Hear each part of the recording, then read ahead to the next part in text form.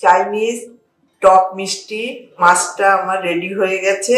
এইটা এবার আমি একটু খেয়ে দেখছি কেমন হয়েছে।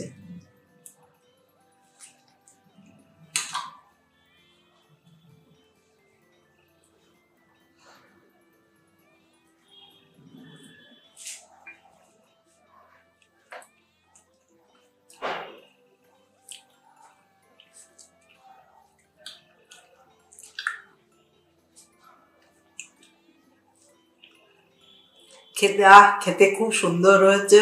যদি আপনাদের চাইনিজ টক মিষ্টি মাছের রেসিপিটা পছন্দ হয় তাহলে আমাকে লাইক করুন, শেয়ার করুন, সাবস্ক্রাইব করুন।